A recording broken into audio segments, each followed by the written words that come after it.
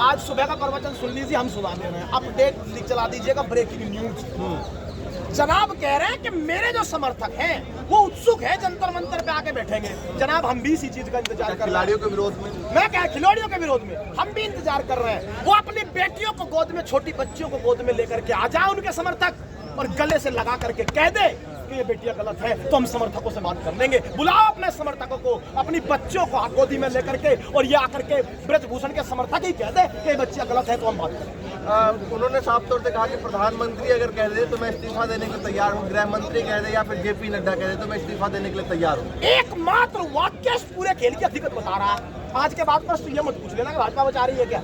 इसका मतलब कितना विश्वास है ब्रजभूषण को प्रधानमंत्री पर कि ना तो वो कहेंगे और ना मैं इस्तीफा दूंगा। देखिए एक बात आप समझिए, इन बातों को आप आधार धारणाओं में, आधार में सही नहीं। आज फैक्ट पे बात करते हैं। इस देश के 70 साल के इतिहास में, 75 साल के इतिहास में ये मुद्दा आज पहली बार उठा है। क्यों उठाया बताता हूँ, थोड़ा सा फैक्ट पे बात करो। इस देश में आरटीआई की रिप्लाई कहती है, ट्रिब्यून ने बहुत अच्छी रिपोर्टिंग की है कल, अगर आपने पढ़ा हो। इस देश में आरटीआई की रिप्लाई ने बताया कि 2010 से 2020 के बीच स्पोर्ट्स फेडरेशन ऑफ इंडिया के पास 45 ऐसे मुकदमे पहुंचे जिसमें स्पोर्ट्स बड़े खिलाड़ियों का शोषण हुआ। उन 45 मुकदमों में 29 मुकदमे ये कह रहे हैं कि वो शोषण कोच ने किया है। ये मैं नहीं कह रहा, सरकार का डाटा बता रहा है कि 29 मुकदमे कोच पे है कि वो शोषण कोच ने किया है। अब आज से 75 सालों में कोच पर जब बात साबित भी हुई तो कितना बड़े जुर्माने लगे बताता हूँ। 2014 का एग्जाम्पल उसी में छपा है, पढ़ लेना, फैक्ट के साथ बता रहा हूँ। 2014 में एक कोच पर आरोप लगा कि उन्होंने एक महिला खिलाड़ी को ग्राउंड पर किस किया है, क्योंकि उन पर आरोप था।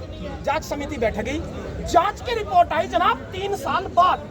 मतलब जो 3 महीने कमेटी ने लिए हैं वो कम थे, 3 साल लगते हैं। पूरा रिसर्च बता रहे हैं, हम पढ़े लिखे लोग हैं यार, अनपढ़ लोग थोड़ा ही हैं। यही तो लोग कह दे रहे हैं कि हम हिंसावादी लोग हैं। हम तो गांधी में दिलों में बसाए गांधी को रखते हैं और यहाँ पर भूखे प्यासे बैठे रहेंगे, रोटी भी रोक दो। उन्होंने कहा 7 साल से क्यों नहीं मतलब सामने आ रहा हूँ, वही आ रहा हूँ, मैं बता तो रहा हूँ, बात को समझना, उसी का तर्क बता रहा हूँ आपको। तो भाई साहब 2014 में जब उन पर आरोप लगा 3 साल लग गए कमेटी को रिपोर्ट देने में, और 3 साल के बीच क्या होता है, जनाब की उम्र हो जाती है कोच साहब की, वो हो जाते हैं रिटायर।